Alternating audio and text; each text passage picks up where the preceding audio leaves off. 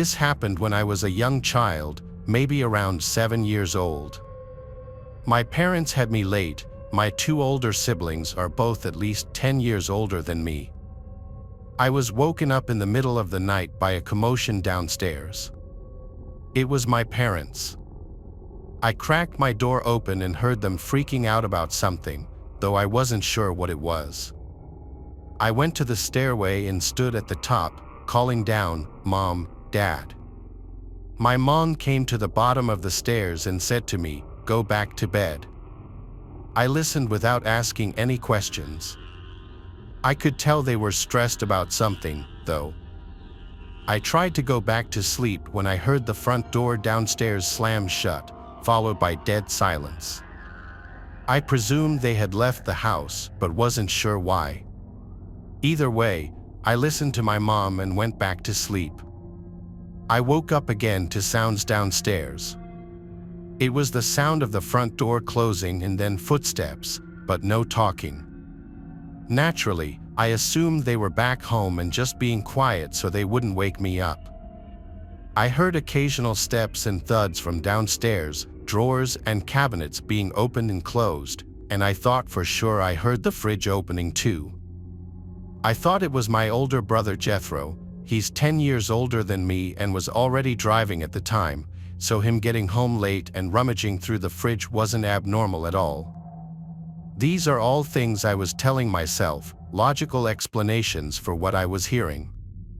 Eventually, I heard footsteps coming up the stairs, getting louder and closer until they reached the top and made their way to my door. My door quietly and slowly opened. I didn't sit up or move, I just had my eyes open, facing the door as I was still lying down. There weren't any lights on outside of my room, so whoever was walking around was doing so in the dark. All I saw was a black mass at my doorway, resembling the shape of someone's head. I said every name, starting from Jethro to Mom to Dad, then I just asked, "Who's there?" They didn't reply, they just closed the door. I was left there, confused but mildly creeped out. I heard footsteps going downstairs. I was convinced it was my dad, now just coming to check on me after getting home, though I wasn't sure why he was ignoring me. I didn't hear anything from downstairs for a while. Curiosity got the better of me, and I went downstairs in the dark. I kept all the lights off as I approached the kitchen and froze at the doorway, noticing a tall figure standing right in the middle of the kitchen. I said, "Dad," assuming it was him based on the size of the person. A deep voice said, "Go back upstairs." I ran back up the stairs to my room, closed the door, and jumped under the covers. All I was thinking was why my dad's voice sounded like that. The reality of a stranger being in the house didn't dawn on my innocent little mind until a little later when I heard the front door opening and a commotion from downstairs again, voices of my parents. I went to the top of the stairway again and was shocked to see I was still awake. I asked what happened, and they told me that Jethro had a little accident but was going to be fine. I found out a month later that he had gotten into a car accident, driving in conditions he shouldn't have been driving in. My parents had gotten a call from the hospital and rushed to see him first thing, leaving me to sleep. I asked my dad if he had come in my room before, and that was when I learned that they had been gone for hours.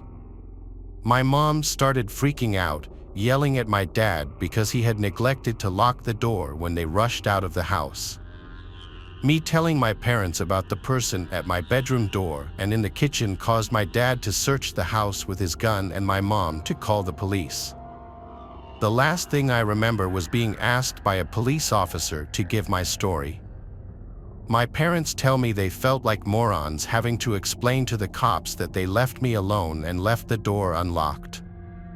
I don't think anything of value was stolen, even though whoever broke into the house clearly didn't have intentions of harming me. Having a complete stranger in your house is already a terrifying ordeal. Now imagine going through that at 7 years old.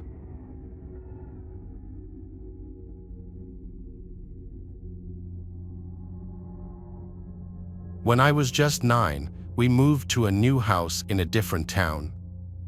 I was entering a new elementary school as a 5th grader, which is always tough starting out.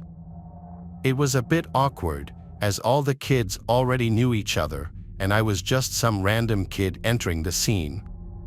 In my elementary school, you were made to sit with the kids from your class during lunch. I remember it being really awkward the first few days. Kids are extremely judgmental around that age, and I was judged as the new kid, making it more difficult to make new friends. But during those initial days of being the new kid on the block, I actually met a few of the kids on the block. One of the kids was Roy, who went to a private school, so we went to different schools. We met while I was biking down the street, and he asked if I had just moved into the house on the corner. We started hanging out from there. Then, a few days later, I met Hank. Hank actually rang the bell one day and asked my parents for me. I was confused when my parents called me to the door and introduced me to him. He said he lived down the block and wanted to know if I liked video games. Of course, I said yes, and he invited me over to his house to play Grand Theft Auto: San Andreas. I didn't have that game but really wanted it, so I said yes. We walked to his house, which was literally the corner house at the opposite end of the block. Right away, I felt like the house looked less nice than every other house on the block. It was the same size as most, but it just looked run down and not taken care of. There was no grass. The front yard was just 2 big patches of dirt with a walkway cutting through them to the front door. We entered the house, and it was equally disheveled inside. It was like a house of hoarders, with boxes and junk everywhere in every room. He led us to the basement, which smelled like 15 cats lived down there. Weirdly enough, there didn't seem to be any pets.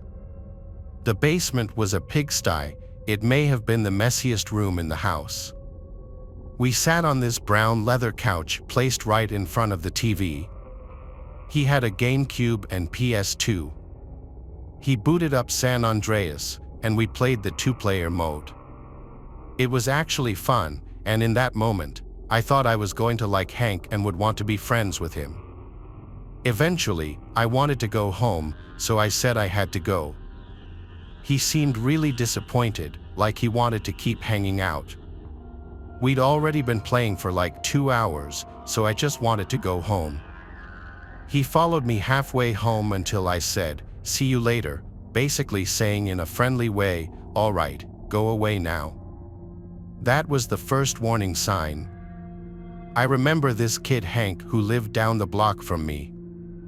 One day, he rang my doorbell and asked if I could come out and play. I recall thinking he was a bit of a weirdo, but I didn't find it concerning just yet. The next day, Hank rang the doorbell again and asked my parents if I could come play. This time, we played GameCube in my room for about an hour.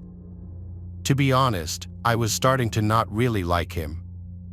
I felt like he was weird and made me uncomfortable with how physically close he got to me. The next day after school, he rang the bell again. I wasn't really in the mood, so I told my mom to tell him I didn't feel good. He left, and I was relieved. I would rather hang out with my friend Roy, honestly, because I just liked him more. That same day, I rode my bike up to Roy's house to see if he could hang out. He was down, so we started riding our bikes further up the block. This was a mistake because as we passed Hank's house, he came outside onto his front stoop as if he were waiting by the window. It was weird, and it was also awkward because I had just had my mom tell him I was sick before. As we passed, I told Roy that I had hung out with that kid and that I felt like he was slightly weird. Roy was shocked that I had hung out with him, saying that whole family was crazy. I found out from Roy that Hank was actually a couple of years older than me. He was 12. From this point on, I decided to steer clear of him. The next weekend, Hank came to our door again, asking for me. I had told my mom before this already to tell him I'm not home if he came back, so she did that. But late that night, I woke up to my window completely open and a cool breeze blowing into the room. It was a chilly September night, so I most definitely left the window closed originally. Waking up to an unexpected breeze made me question who could have done that. Then I felt something poke my foot, and I screamed. I looked at the foot of my bed and saw Hank. He told me to be quiet, it's just him. Before I could even ask what he was doing in my room, he explained that his parents were fighting and he wanted to sleep with me. He climbed through my window. I was in shock. I told him to get out, and he pleaded with me to let him sleep in bed with me. Again, I told him to get out. Watching him turn and climb out of my window was a disturbing scene. I closed the window and locked it, and then went straight to my parents to wake them up and tell them. They couldn't believe it. The next day, my parents both went down the block to talk to Hank's parents, and when they came back, they said it didn't go well. Hank's crazy mom screamed and laughed in my parents' faces, taking no accountability for her son's actions. I'm sure my parents didn't want to get police involved because Hank was just a kid. But however many nights later, I woke up to knocks at my window. I had my blinds closed, but I knew for a fact it was Hank. I didn't answer the knocks, which went on and on for like 5 minutes. I even heard an attempt at opening the window. I was actually scared. I remember my heart racing. Eventually, the knock stopped. I went to tell my parents, and they told me to just ignore it. I think they weren't as threatened because, like I said before, Hank was just a kid. It was probably a few days later when Roy and I, along with another kid I made friends with from school, were biking from my house down the block, and when we passed Hank's house, I saw him run to the window as we passed. He just watched. I told my friends about what happened, and they found it hilarious. One of my friends made a comment about how he sounds like someone who would live in a gross house like that. That night, for the final time, I woke up to a sound in my room. It was the sound of my window being shattered. I screamed as I saw Hank climbing through the window through the closed blinds. I ran to my parents' room and woke them up. By this point, Hank was already back outside. My dad went outside and chased him all the way back to his house, with Hank making it back inside before my dad could catch up to him. My dad pounded on the door until Hank's parents opened up, and my dad must have said something right because he somehow managed to convince Hank's parents to pay for the window if he didn't involve the police. They ended up paying whatever it cost to fix the window, and I never heard from Hank again.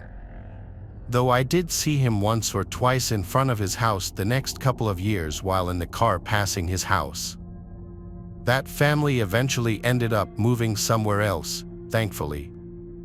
I think there's a chance Hank was looking to do something crazy, like murder me or at the very least attack me, just because he saw me hanging with other kids when I didn't want to be his friend. I mean, what else would he do after shattering my window with something and climbing inside? I'm scared to wonder what kind of person Hank grew up to be.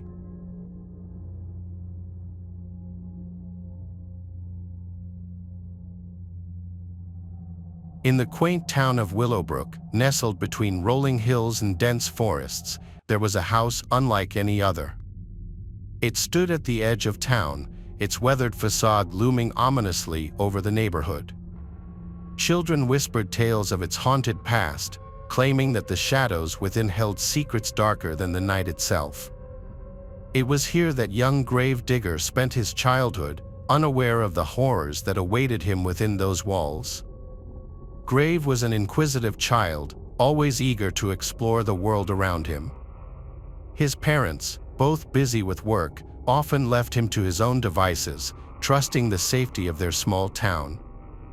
One summer afternoon, as the sun dipped behind the horizon, casting long shadows across the lawn, Grave found himself drawn to the mysterious house at the end of the street with a sense of curiosity that outweighed his fear. Grave pushed open the rusty gate and ventured into the overgrown yard. Weeds tangled around his ankles as he made his way to the front door, which creaked open with an eerie groan, as if welcoming him inside. The interior was shrouded in darkness, the only light filtering through dusty windows. Grave hesitated at the threshold, a chill creeping up his spine, but something compelled him forward, deeper into the belly of the house. As he stepped into the dimly lit hallway, the air grew thick with a sense of foreboding. Whispers echoed off the walls, faint and indistinct, like the murmurs of a long-forgotten past. Grave's heart raced in his chest as he followed the sound, drawn to a staircase that spiraled upwards into darkness. With each step, the whispers grew louder, forming words that sent shivers down Grave's spine. "Leave," they hissed, "before it's too late." But Grave pressed on, driven by a morbid curiosity that overpowered his fear. At the top of the stairs, he found himself in a narrow corridor lined with closed doors. The whispers seemed to emanate from behind one in particular, its wood warped and splintered with age. Summoning all his courage, Grave pushed open the door to reveal a room frozen in time. Dust-covered furniture lay scattered about, cobwebs clinging to every surface. But what caught Grave's attention was the figure huddled in the corner, its back turned to him. "Hello," Grave called out, his voice trembling. The figure remained motionless, its form shrouded in darkness. Grave took a tentative step forward, his heart pounding in his chest. As he drew closer, he realized with horror that the figure was not human at all. It was a grotesque mannequin, its features contorted into a twisted mask of agony. In its outstretched hand, it held a faded photograph. Grave's hands shook as he took the photograph, his eyes widening in shock. It was a picture of a young boy, no older than himself, standing in front of the very house he now stood in. But what chilled him to the bone was the date on the back, the date of that very day, decades ago. Before he could comprehend the implications, the whispers around him grew deafening, a cacophony of anguished voices filling the room. "Help us," they moaned. "Free us from this place." Grave staggered back, his mind reeling with fear and confusion. Without a second thought, he turned and fled from the room, down the stairs, and out of the house. The echoes of the whispers haunted him every step of the way. When he emerged into the fading light of evening, he found himself in the overgrown yard once more. Gasping for breath, he stumbled towards the gate, desperate to escape the nightmare within. As he reached the gate, a sudden gust of wind slammed it shut with a resounding clang, sealing the house behind him. Grave looked back one last time, the house now looming like a dark specter against the twilight sky. From that day on, Grave avoided the house at the end of the street, the memory of the whispers and the haunting photograph etched into his mind forever. And though he grew up and left Willowbrook behind, he could never shake the feeling that something malevolent lingered within those walls, waiting for its next unsuspecting victim. To this day, the house remains untouched, a relic of a dark and tragic past. If you listen closely on quiet nights, you might just hear the whispers carried on the wind, a chilling reminder of the true stories that lie hidden within the shadows of childhoods long gone.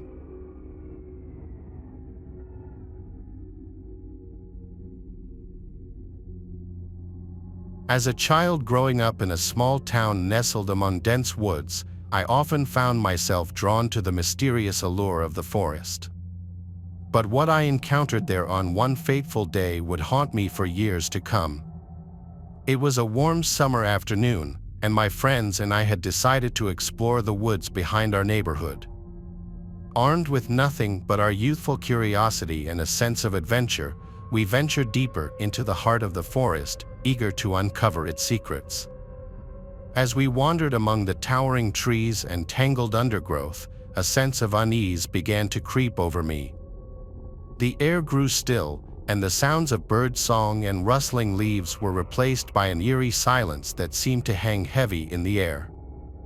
Ignoring my growing sense of dread, I pressed on, determined to uncover the truth behind the whispers that seemed to echo through the trees.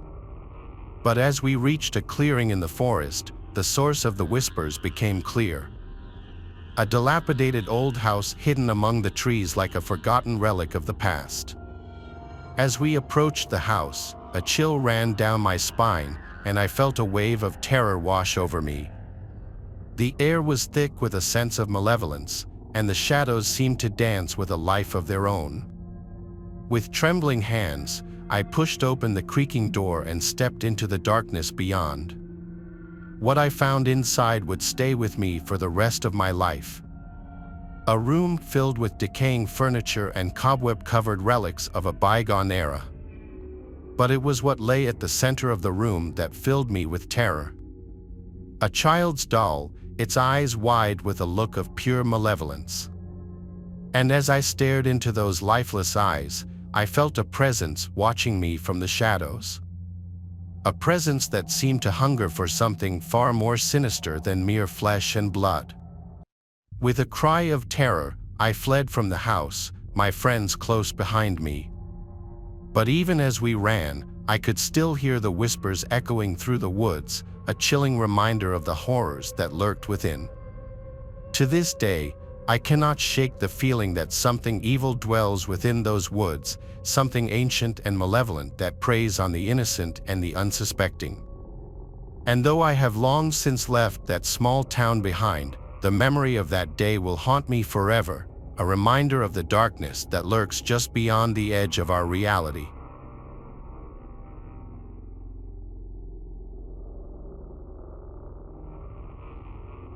As a child, my family lived in a sprawling old house with a basement that seemed to hold endless secrets. But it wasn't until one fateful night that I discovered the true horror lurking beneath our home. It was a stormy evening, and the wind howled outside as rain lashed against the windows. With the power out and the house plunged into darkness, my siblings and I huddled together in the living room, our hearts pounding with fear. But as the night wore on, an eerie sound began to echo through the house. A soft scratching coming from somewhere deep below. At first, we dismissed it as the sound of branches scraping against the windows, but as the scratching grew louder and more insistent, we knew something was terribly wrong. Summoning our courage, we ventured into the basement, armed with nothing but a flashlight and a sense of dread. As we descended the creaking stairs, the air grew colder, and the darkness seemed to press in around us like a suffocating blanket. But what we found waiting for us in the depths of the basement was far worse than anything we could have imagined. A creature hunched and twisted, its eyes gleaming with malice as it lurked in the shadows. With a scream of terror, we fled from the basement, the creature hot on our heels. As we reached the safety of the main floor, we slammed the door shut behind us, praying that whatever lurked below would never escape its dark prison. To this day, I can still hear the scratching coming from the basement, a chilling reminder of the horrors that lurk just beneath the surface of our everyday lives. And though we have long since moved away from that house, the memory of that night will haunt me forever, a reminder of the darkness that dwells within us all.